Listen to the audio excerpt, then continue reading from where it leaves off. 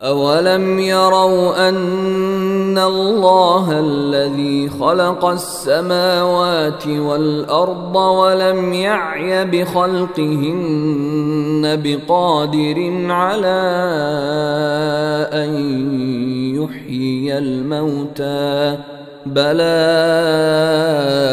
إِنَّهُ عَلَىٰ كُلِّ شَيْءٍ قَدِيرٌ۔ کیا ان کو یہ سجھائی نہیں دیا کہ وہ اللہ جس نے سارے آسمانوں اور زمین کو پیدا کیا اور ان کو پیدا کرنے سے اس کو ذرا بھی تھکن نہیں ہوئی، وہ یقیناً اس بات پر پوری طرح قادر ہے کہ مردوں کو زندہ کر دے، اور کیوں نہ ہو، وہ بے شک ہر چیز کی پوری قدرت رکھنے والا ہے۔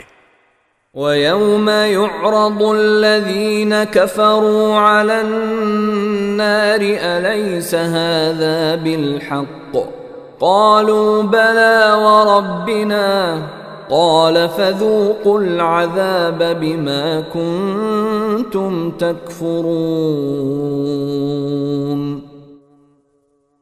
اور جس دن کافروں کو آگ کے سامنے پیش کیا جائے گا، اس دن ان سے پوچھا جائے گا کہ کیا یہ دوزخ سچ نہیں ہے؟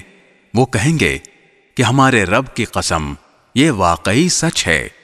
اللہ ارشاد فرمائے گا کہ پھر چکھو مزہ عذاب کا اس کفر کے بدلے میں جو تم نے اختیار کر رکھا تھا۔ فاصبر كما صبر أولو العزم من الرسل ولا تستعجل لهم كأنهم يوم يرون ما يوعدون لم يلبثوا إلا ساعة من نهار بلاغ فهل يهلك إلا القوم الفاسقون۔ غرض اے پیغمبر، تم اسی طرح صبر کیے جاؤ جیسے اولو العزم پیغمبروں نے صبر کیا ہے، اور ان کے معاملے میں جلدی نہ کرو۔ جس دن یہ لوگ وہ چیز دیکھ لیں گے جس سے انہیں ڈرایا جا رہا ہے، اس دن انہیں یوں محسوس ہوگا جیسے وہ دنیا میں دن کی ایک گھڑی سے زیادہ نہیں رہے۔ یہ ہے وہ پیغام جو پہنچا دیا گیا ہے۔ اب برباد تو وہی لوگ ہوں گے جو نافرمان ہیں۔